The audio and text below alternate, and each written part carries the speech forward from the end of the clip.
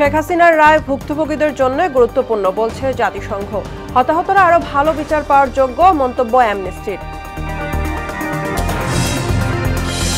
শিক্ষার্থী আবু সাইদ হত্যা মামলায় ৫৫ দিনের সাক্ষ্য গ্রহণ চলছে। চাংখারপুলে গুলি করে ৬ হত্যার ঘটনায় ২৬তম দিনের সাক্ষ্য। নওগাঁয় আত্রাই নদীতে সেতু নির্মাণে ধীরগতি, ৪ বছরও শেষ হয়নি কাজ।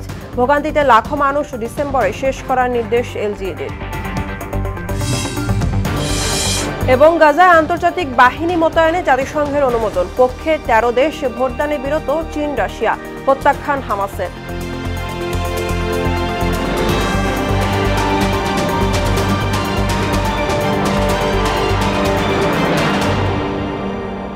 আসসালামু আলাইকুম, সবাইকে মোহনা সংবাদে স্বাগত। শুনছিলেন শিরোনাম, পুরো সংবাদের সঙ্গে আছি আমি বুশরাত জাহানিমা। পতিত প্রধানমন্ত্রী শেখ হাসিনা ও সাবেক স্বরাষ্ট্রমন্ত্রীর বিরুদ্ধে ঢাকার আন্তর্জাতিক অপরাধ ট্রাইব্যুনালে দেওয়া রায়কে গুরুত্বপূর্ণ হিসাবে আখ্যায়িত করেছে জাতিসংঘ। সংস্থাটির মানবাধিকার বিষয়ক হাই কমিশনার ফলকার তুর্ক আশা প্রকাশ করে বলেন, সত্য উদ্ঘাটন ও ন্যায় বিচারে সরকারকে সহায়তার বিষয়ে জাতিসংঘ মানবাধিকার বিষয়ক হাই কমিশন প্রস্তুত রয়েছে।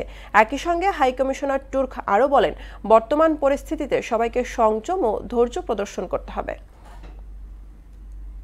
জুলাই ভুক্তভোগীরা এর চেয়ে ভালো বিচার প্রক্রিয়ায় পাওয়ার যোগ্য বলে মনে করছে যুক্তরাজ্য ভিত্তিক মানবাধিকার সংস্থা অ্যামনেস্টি ইন্টারন্যাশনাল। গণঅভ্যুত্থানে মানবতা বিরোধী অপরাধে দায়ীদের বিরুদ্ধে তদন্ত ও বিচার কাজ আরও সুষ্ঠু ও ন্যায়সঙ্গত হওয়া দরকার ছিল বলেও জানায় সংস্থাটি।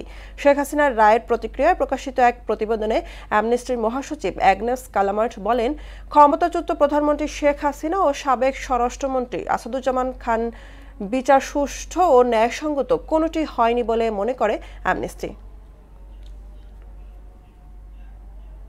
শেখ হাসিনার মানবতা বিরোধী অপরাধ মামলার রায়ের পরে আইন শৃঙ্খলা পরিস্থিতি জানাতে গোপালগঞ্জ ও চট্টগ্রাম থেকে যুক্ত হচ্ছেন সহকর্মী মাসুদ পারভেজ ও রিয়াজ উদ্দিন। প্রথমেই যাচ্ছি মাসুদ পারভেজের কাছে। পারভেজ, কাল শেখ হাসিনার মামলার রায়ের পর গোপালগঞ্জের মানুষের প্রতিক্রিয়া কেমন দেখছেন এবং সেখানকার আইন শৃঙ্খলার পরিস্থিতি কেমন, এ ব্যাপারে জানাবেন।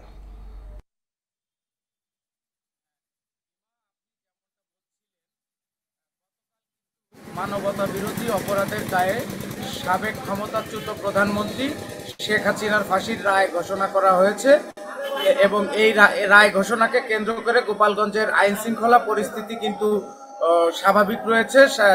সাধারণ মানুষের জীবনযাত্রা কিন্তু একদমই স্বাভাবিক রয়েছে। সকাল থেকেই সড়ক মহাসড়কে যান চলাচল রয়েছে স্বাভাবিক এবং সাধারণ মানুষজন কিন্তু তাদের নিত্য প্রয়োজনীয় কাজে কিন্তু ঘর থেকে বের হচ্ছেন।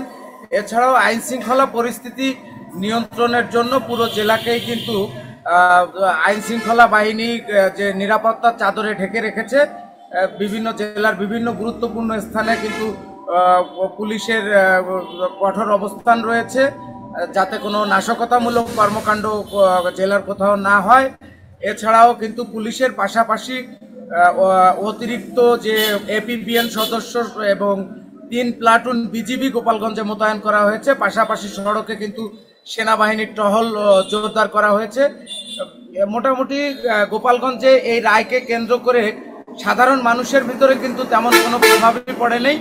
এই সাধারণ মানুষের জীবনযাত্রা কিন্তু একদমই স্বাভাবিক রয়েছে। সড়কে সকাল থেকেই কিন্তু মহাসড়কগুলোতে আমরা দেখতে পেয়েছি যে ঢাকামুখী যে গাড়িগুলো সময় মতো ছেড়ে গিয়েছে। এছাড়াও যে অভ্যন্তরীণ রুটের যে বাসগুলো সেগুলো কিন্তু সময় মতো চলাচল করছে। আপনারা দেখতে পাচ্ছেন আমি এখন দাঁড়িয়ে আছি গোপালগঞ্জের পুলিশ লাইন এলাকায়। আমার পিছনে কিন্তু আইন শৃঙ্খলা বাহিনীর সদস্যরা রয়েছেন এবং তারা কিন্তু বিভিন্ন জায়গায় চেকপোস্ট বসিয়েছেন তারা আইন শৃঙ্খলা পরিস্থিতি নিয়ন্ত্রণে রাখার জন্য। ধন্যবাদ। এই ছিল আমার কাছে গোপালগঞ্জ থেকে আইন শৃঙ্খলা পরিস্থিতির সর্বশেষ। আমরা এখন চলে যাব চট্টগ্রামের সহকর্মী রিয়াজ উদ্দিনের কাছে। আপনাকে ধন্যবাদ। আমি এই মুহূর্তে রয়েছি চট্টগ্রামের যে কাজীটিরি মোড়। সকাল থেকে আসলে আমরা চট্টগ্রামের বিভিন্ন গুরুত্বপূর্ণ জায়গাগুলোতে ঘুরে দেখেছি। সবকিছুই আসলে স্বাভাবিক। সাধারণ মানুষ যারা আছেন তারা স্বাভাবিকভাবে ঘর থেকে বের হচ্ছে এবং যারা কর্মজীবী রয়েছেন তারা তাদের কাজে গিয়েছেন এবং গাড়ি চলাচল একদম স্বাভাবিক দেখতে পেয়েছি। কোনো ধরনের অপ্রীতিকর কোনো ঘটনা গতকালকে রায়ের পর থেকে আসলে আমরা জানতে পারিনি এই পর্যন্ত। এবং যদি প্রশাসনের কথা বলি, এখানে পুরো চট্টগ্রাম নগরীর আশপাশ এলাকা সহ বিভিন্ন গুরুত্বপূর্ণ এরিয়াগুলোতে আসলে তারা সকাল থেকে তল্লাশি এখনো জোরদার রেখেছে, এবং বিভিন্ন টহল টিম বিভিন্ন গুরুত্বপূর্ণ জায়গাগুলোতে আসলে তারা পদক্ষেপ করছে, এবং বিভিন্ন গাড়ি ঘোড়া যেগুলো সন্দেহভাজন গাড়ি সেগুলোকে তারা তল্লাশি করে চেক করে দেখছে যাতে কোনো ধরনের আহ আহ, আহ, অনিয়মের কোনো কিছু রয়েছে কিনা, যাতে কোনো ধরনের সহিংসতা সৃষ্টি হয় বা কোনো ধরনের অপরাধ সৃষ্টি করতে পারে, এ ধরনের কোনো কর্মকাণ্ড হয় কিনা এগুলো চেক করছেন। এবং আমার পিছনেও রয়েছে বিভিন্ন পুলিশ কর্মকর্তারা অবস্থান করছেন, তারা এখানে তল্লাশি দিচ্ছেন সকাল থেকে। যদি একটু বলে রাখি, রায়ের পর থেকে আসলে কোনো ধরনের যে অপ্রীতিকর ঘটনা, গতকালকে মিষ্টি বিতরণ করেছে বিভিন্ন রাজনৈতিক এবং সামাজিক সহ ছাত্র জনতা এখানে মিষ্টি বিতরণ করে, সেটাও আমরা দেখতে পেয়েছি। যদি বলি, পুলিশের পাশাপাশি র্যাব, সেনাবাহিনী তারাও আসলে টহল দিচ্ছেন চট্টগ্রামের বিভিন্ন গুরুত্বপূর্ণ সড়কগুলোতে। এখনো পর্যন্ত সাধারণ মানুষের মধ্যে যে একটা উদ্বেগ ছিল সেটা আসলে আমরা দেখতে পাইনি, এবং সবকিছু মিলে আসলে চট্টগ্রামের যে আইন শৃঙ্খলা পরিস্থিতি এটা খুব স্বাভাবিক রয়েছে এই পর্যন্ত। ইমা, এই ছিল আমার কাছে চট্টগ্রামের কাজের থেকে সর্বশেষ। মাসুদ পারভেজ এবং রিয়াজউদ্দিন, আপনাদের দুজনকে অসংখ্য ধন্যবাদ। জুলাই আন্দোলনের প্রথম শহীদ রংপুর বেগম রোকেয়া বিশ্ববিদ্যালয়ের শিক্ষার্থী আবু সাইদ হত্যার ঘটনায় মানবতাবিরোধী অপরাধের মামলায় ৫৫ দিনের সাক্ষ্য গ্রহণ চলছে। আন্তর্জাতিক অপরাধ ট্রাইব্যুনাল ২ এর চেয়ারম্যান বিচারপতি নজরুল ইসলাম চৌধুরীর নেতৃত্বাধীন ৩ সদস্যের বিচারিক প্যানেলে এ সাক্ষ্য নেওয়া হচ্ছে। আজ এতে এসআই মাহমুদুল হাসান ও শিক্ষার্থী রওনক বসুনিয়ার সাক্ষ্য দেওয়ার কথা। এর আগে গত রোববার সাক্ষ্য দেন মিঠাপুকুর থানার ওসি মোহাম্মদ নুরে আলম সিদ্দিক। ১৭ নম্বর সাক্ষী হিসাবে তিনি গত বছরের ১৬ জুলাই পুরো বর্ণনা তুলে ধরেন। পরে তাকে জেরা করেন আসামি পক্ষের আইনজীবীরা। এদিকে চাংখারপুলে গুলি করে ৬ জনকে হত্যার ঘটনায় আজ ২৬তম দিনের মতো সাক্ষ্য গ্রহণের কথা রয়েছে। এ নিয়ে আরও জানাতে যুক্ত হচ্ছেন সহকর্মী মেজবা রহমান। মেজবা, আছে ট্রাইব্যুনালে আবু সাইদ হত্যার মামলা সাক্ষ্য গ্রহণ সহ আর কি কি কার্যতালিকা রয়েছে এ ব্যাপারে জানাবেন।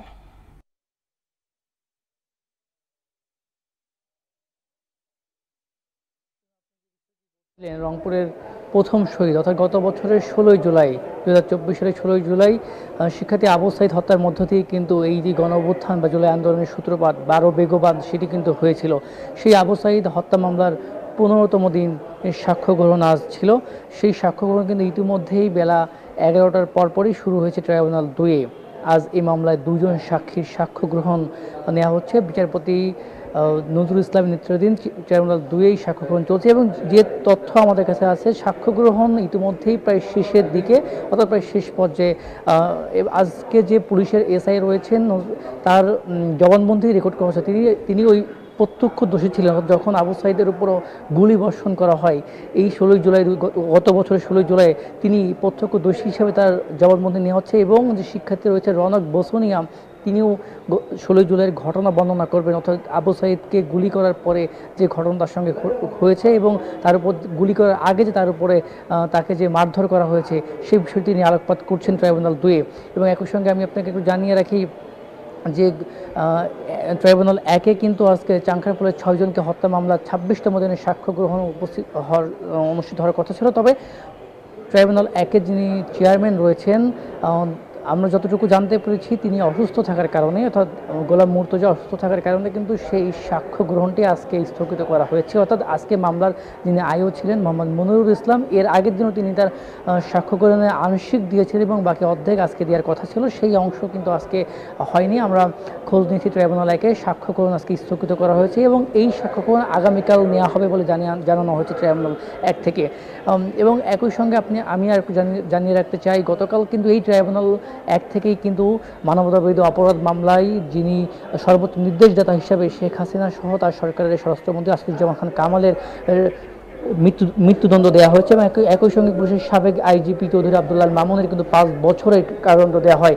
এই নিয়ে কিন্তু ট্রাইব্যুনাল এলাকায় একটু নিরাপত্তা রয়েছে এবং আমি জানিয়ে রাখতে চাই একই সঙ্গে যে তথ্যই মাত্রই আমরা পেয়েছি ট্রাইব্যুনাল 2-এর আবু সাঈদের সাক্ষ্য গ্রহণ শেষ হয়েছে এবং কিছুক্ষণ পরেই কিন্তু সংবাদ সম্মেলন হবে এবং পরবর্তীতে আমরা আরও জানাতে পারবো। এই ছিল আমার কাছে সবশেষ। মেজবা, আপনাকে ধন্যবাদ। 2 দফা সময় বাড়িয়ে 4 বছরও শেষ হলো না নওগাঁর মহাদেবপুরের শিবগঞ্জ ঘাটের সেতু নির্মাণের কাজ। আত্রাই নদীর উপর এই সেতুটি নির্মাণে ধীর গতির কারণে চরম ভোগান্তিতে 2 পারের লাখো মানুষ। ডিসেম্বরের মধ্যে কাজ শেষ করতে ঠিকাদারি প্রতিষ্ঠানকে নির্দেশ দেওয়া হয়েছে বলে জানালেন কর্তৃপক্ষ। হাবিবুর রহমানের প্রতিবেদন, জানাচ্ছেন মাহমুদ আক্তার। নওগাঁর মহাদেবপুরের শিবগঞ্জ ঘাটের সেতু নির্মাণের কাজ শুরু হয় 2022 সালে। এরপর 2 দফা সময় বাড়িয়ে প্রায় 4 বছরে কাজের অগ্রগতি হয়েছে মাত্র 80%। স্থানীয় সরকারের আওতায় সেতুটির নির্মাণ কাজ চলছে কচ্ছপ গতিতে। তাতে ব্যাহত হচ্ছে যাতায়াত, কৃষিপণ্য পরিবহন ও জরুরি চিকিৎসা সেবা। ভোগান্তিতে আছে এই অঞ্চলের কয়েক লাখ মানুষ। দ্রুত সেতুটির নির্মাণ কাজ শেষ করে জনসাধারণের জন্য উন্মুক্ত করে দেওয়ার দাবি কয়েক গ্রামের বাসিন্দাদের। দীর্ঘদিন ধরে কাজ হচ্ছে, আমরা চাই অতি তাড়াতাড়ি কাজটা শেষ করুক। এখানে কিছু স্টুডেন্ট ছাত্র আছে, তারা ওই পার স্কুলে যায়, তাদের জন্য সুবিধা। ব্রিজের কাজটা যদি তাড়াতাড়ি সময় মধ্যে শেষ হয় তাহলে আমাদের জনগণের চলার খুব সুবিধা হবে। আবেদন করতেছি 20 যেন অতি তাড়াতাড়ি ভাবে করে আমাদের সুবিধা হবে, স্কুলে যাওয়া আসা করতে হবে। ঠিকাদার প্রতিষ্ঠানের স্বত্বাধিকারী বলেন খুব শীঘ্রই সেতুর কাজ শেষ করা হবে। প্রায় 95% কাজ হয়ে গেছে, শুধু 2-3 মাসের অ্যাপ্রোচের কাজ বাকি আছে। ইনশাআল্লাহ আমরা ডিসেম্বরের মাঝামাঝি কাজ আমরা ব্রিজ ছেড়ে দেব। চুক্তির শর্ত অনুযায়ী ঠিকাদারি প্রতিষ্ঠানকে নির্দেশ দেওয়া হয়েছে, তাতে ডিসেম্বরের মধ্যে কাজ সম্পন্ন করার কথা জানালেন উপজেলা এলজিডি কর্মকর্তা। কাজের অগ্রগতি প্রায় 85%। আমাদের অ্যাপ্রোচ টু দুই পাশে আছে, কিছু অ্যাপ্রোচের জটিলতা আছে জনগণের। আমাদের সময় এখন আমাদের 30 ডিসেম্বর পর্যন্ত সমাবর্তন করা আছে। সেতুটির নির্মাণ প্রায় শেষের দিকে। সেতুর কাজ শেষ হলে নদীর 2 পাশের হাজারো মানুষের দুর্ভোগ লাঘব হবে বলে জানান জেলার এলজিডি নির্বাহী প্রকৌশলী। হাজার হাজার মানুষ তাদের দৈনন্দিন প্রয়োজনীয় যাতায়াত করতে পারবে। পাশাপাশি স্কুল কলেজের ছেলেমেয়েরা দ্রুত তাদের শিক্ষা প্রতিষ্ঠানে যাতায়াত করতে পারবে এবং ওই এলাকার উৎপাদিত কৃষি পণ্যগুলো সহজে নিকটবর্তী বাজারে নিয়ে গিয়ে কৃষকরা তাদের ন্যায্য মূল্য প্রাপ্তি নিশ্চিত করতে পারবে। 81.315 মিটার সেতুটির নির্মাণে ব্যয় নির্ধারণ করা হয়েছে 30,59,00,000 টাকা। মাহমুদ আক্তার, মোহনা সংবাদ। বছরে প্রায় 150 কোটি টাকার শুটকি উৎপাদন করা হয় ব্রাহ্মণবাড়িয়ার আশুগঞ্জ উপজেলার শুটকিপল্লীতে। বর্তমানে বিভিন্ন এনজিও থেকে ঋণ নিয়ে বেশিরভাগ ব্যবসায়ীরা লোকসানের মুখোমুখি হচ্ছেন। ব্যবসায়ীরা জানান সহজ শর্তে ঋণ পেলে তারা লাভবান হতেন। তসলিম আহমদের প্রতিবেদন, জানাচ্ছেন সিফাত রহমান জেসি।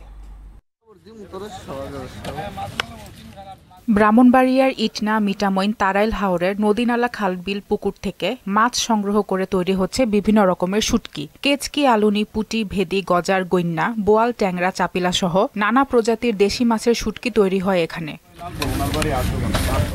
বর্তমানে প্রায় 2000 নারী পুরুষ এই পেশার সাথে জড়িত, যাদের সংসার চলছে এসব শুটকি পল্লীতে কাজ করে। ঢাকাতে আমাদের লালপুরের চাপড় খুব সুনাম আছে, আর আমাদের লালপুরের শুটকি দেশের বাইরেও যায়। এখন বিশেষ করে হচ্ছে আমাদের কোনো অনুদান নাই। সরকার যদি আমাদের দিকে একটু সুদৃষ্টি দিত তাহলে আমাদের সবচেয়ে ভালো হতো। আজকে 25 বছর ধরে জড়িত, মোটামুটি আমরা ভালো মন্দে এক প্রকার আছি, তবে আমরা কোনো সরকারি সুবিধা বা কোনো প্রশাসনিক কোনো সুবিধা আমরা পাই নাই দেশে। উপজেলার যে মৎস্য কর্মকর্তারা আছে, এটা বছর আমাদের কাছে কয়েক বছর আসে, ওনারা কীভাবে কী প্রসেসিং করলে কী হবে, যেমন কোনো কীটনাশক ব্যবহার না করি, এই ধরনের তৎপরতা অনেক দিন ধরে হ্যাঁ আমাদের কাছে এখানে আসতেছে, বুঝাইতেছে। হাজিরা দৈনিক 500 টাকা, 8টা বাজে সবাই, আর 5টা আজান দিলে যার যার বাড়ির জায়গা 170 টাকা রুজবে। নারী শ্রমিকরা মাছ কেটে মাচায় রাখেন, সেখানে 4-5 দিন একটানা রোদে শুকানোর পর প্রক্রিয়াজাত করে তৈরি করা হয় এসব শুটকি। কেমিক্যাল মুক্ত শুটকি তৈরি করে বিদেশে রপ্তানি করা হচ্ছে বলে জানালেন স্থানীয় ইউপি চেয়ারম্যান। ভেজাল মুক্ত, কেমিক্যাল মুক্ত শুটকি তৈরি করা হয় আমাদের দেশের শুটকি প্রায় বিদেশে যাওয়া হয়। আর আমার তরফ থেকে অর্থাৎ ইউনিয়ন পরিষদের তরফ থেকে সর্বাধিক সহযোগিতা থাকে। শুটকি চাষে চাষীদের প্রশিক্ষণ এবং উৎসাহ প্রদান করা হয় জানিয়ে উপজেলা মৎস্য কর্মকর্তা বললেন, কীটনাশক ব্যবহারের বিরুদ্ধে নিয়মিত তদারকি করা হচ্ছে। নিরাপদভাবে শুটকি উৎপাদন করতে পারে, কীটনাশক ব্যবহার না করে, যেটা আমাদের মানুষের শরীরের জন্য ক্ষতিকর, এই ধরনের কোনো উৎপাদন ব্যবহার না করে যেন তারা উৎপাদন করে, সেজন্য আমরা তাদেরকে কিছু প্রশিক্ষণ দিয়েছি এবং তাদেরকে নতুন যে টেকনোলজিগুলো আছে আমাদের তাদের মধ্যে এটা আমরা ছড়াই দেওয়ার চেষ্টা করেছি। 16 থেকে 18 প্রজাতির মাছের শুটকি তৈরি হচ্ছে লালপুরের এসব মাচায়, যা দেশের চাহিদা মিটিয়ে বিদেশেও রফতানি হচ্ছে। সিফাত রহমান, জেসি, মোহনা সংবাদ। রাজধানী পল্লবী থানা যুবদলের সদস্য সচিব গোলাম কিবরিয়াকে গুলি করে হত্যা করেছে দুর্বৃত্তরা। সোমবার সন্ধ্যায় মিরপুরের পল্লবী থানার পেছনে সি ব্লকে এলাকায় এই ঘটনা ঘটে। পরে গুলিবিদ্ধ কিবরিয়াকে হাসপাতালে নিলে চিকিৎসক তাকে মৃত ঘোষণা করেন। এই ঘটনায় একজনকে আটক করা হয়েছে। ঘটনা তদন্তে কাজ করছে পুলিশ। সিসি ক্যামেরার ফুটেজে দেখা যায় হঠাৎ পল্লবীর বিক্রমপুর হার্ডওয়্যার অ্যান্ড স্যানিটারি দোকানে ঢোকেন কিবরিয়া। এ সময় মোটরসাইকেল যোগে আসা 3 দুর্বৃত্ত ওই দোকানে ঢুকে তার মাথা, বুক ও পিঠে 7 রাউন্ড গুলি করে পালিয়ে যায়। এ ঘটনায় আরিফুল নামে এক রিকশা চালকও গুলিবিদ্ধ হয়েছেন। খেলার খবর ফুটবল। এশিয়ান কাপ বাছাইয়ে ভারতের বিপক্ষে মাঠে নামছে বাংলাদেশ। ঢাকার জাতীয় স্টেডিয়ামে রাত 8টায় শুরু হবে খেলা। জয়হীন দু দলেরই নেই মূল পর্বে কোয়ালিফাই করার কোনো সুযোগ। তবে দক্ষিণ এশিয়ায় নিজেদের শ্রেষ্ঠত্ব প্রমাণের লক্ষ্যে এবং সকল টিকিট বিক্রি হয় এই ম্যাচ হয়ে উঠেছে গুরুত্বপূর্ণ। আরও জানাচ্ছেন মুদাসসির আলী। এশিয়ান কাপের মূল পর্বে কোয়ালিফাই করার শেষ সুযোগ হচ্ছে বাছাই পর্বের তৃতীয় রাউন্ড, যেখানে গ্রুপ সিতে আছে বাংলাদেশ, ভারত, হংকং, চায়না ও সিঙ্গাপুর। এই রাউন্ডে প্রথমে ভারতের আমন্ত্রণে খেলে গোলশূন্য ড্র, এরপর দেশের মাটিতে সিঙ্গাপুর ও হংকং চায়নার কাছে হার এবং সবশেষ ফের হংকং চায়নার আমন্ত্রণে খেলে 1-1 গোলে ড্র করে মূল পর্বে কোয়ালিফাইয়ের আশা শেষ বাংলাদেশের। জয়হীন ভারতেরও নেই কোনো আশা। শুধু গোল ব্যবধানে বাংলাদেশ এগিয়ে থাকায় গ্রুপ সির পয়েন্ট টেবিলের তলানিতে ব্লু টাইগাররা। মূল পর্বের আশা না থাকলেও দক্ষিণ এশিয়ার শ্রেষ্ঠত্বের ইমেজ এবং ফিফা র্যাঙ্কিংয়ে পিছিয়ে না পড়ার জন্যই এই ম্যাচ হয়ে উঠেছে গুরুত্বপূর্ণ। এছাড়াও বিগত 22 বছর ধরে ভারত হারেনি বাংলাদেশের কাছে। শক্তিমত্তা বাড়াতে বাংলাদেশ দলে যোগ দিয়েছেন হামজা, সমিত, মিচেল কিউবা। তবে ব্লু টাইগারদের বিপক্ষে মাঠে নামার আগে গত 13ই নভেম্বর এই জাতীয় স্টেডিয়ামে নেপালের সঙ্গে প্রীতি ম্যাচে ড্র করে হাভিয়ের কাবরেরার শিষ্যরা। অন্যদিকে ভারত শিবিরে যোগ দিয়েছেন রায়ান উইলিয়ামস। তবে এবারে দলে নেই সুনীল ছেত্রী। এদিকে ফুটবল ভক্তরা এই লড়াইকে ঘিরে বেশ আগ্রহী। এই ম্যাচ দেখতে 3-4 মিনিটে সব বিক্রি হয়ে যায় জাতীয় স্টেডিয়ামে সাধারণ গ্যালারির 18,300 টিকিট। এবার দেখবার পালা কে কাকে করতে পারে বধ। 22 বছর ধরে ব্লু টাইগারদের বিপক্ষে জয়ের খরা কাটাতে পারবে কি বাংলাদেশ? এর উত্তর অবশ্যই মিলবে মাঠে। মুদাসসির আলী, মোহনা সংবাদ। শেষ করব মোহনা সংবাদ, যাবার আগে শিরোনামগুলো আরো একবার।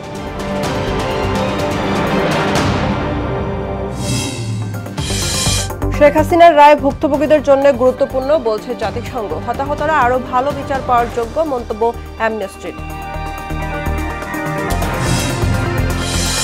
শিক্ষার্থী আবু সাইদ হত্যা মামলায় ৫৫ দিনের সাক্ষ্য গ্রহণ চলছে। জাংখারপোলে গুলি করে ৬ হত্যার ঘটনায় ২৬তম দিনের সাক্ষ্য। নওগাঁয় আত্রাই নদীতে সেতু নির্মাণে ধীরগতি, ৪ বছরও শেষ হয়নি কাজ। ভোগান্তিতে লাখো মানুষ। ডিসেম্বরে শেষ করার নির্দেশ এলজিইডির। এবং গাজায় আন্তর্জাতিক বাহিনী মোতায়েনে জাতিসংঘের অনুমোদন পক্ষে 13 দেশ। ভোটদানে বিরত চীন, রাশিয়া, প্রত্যাখ্যান হামাসের।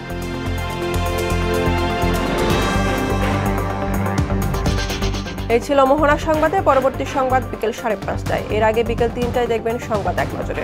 মোহনার সবশেষ খবর জানতে ভিজিট করুন www.mohana.tv। সংবাদ দেখতে পারেন ফেসবুক, ইউটিউবে। এতক্ষণ সঙ্গে থাকার জন্য ধন্যবাদ।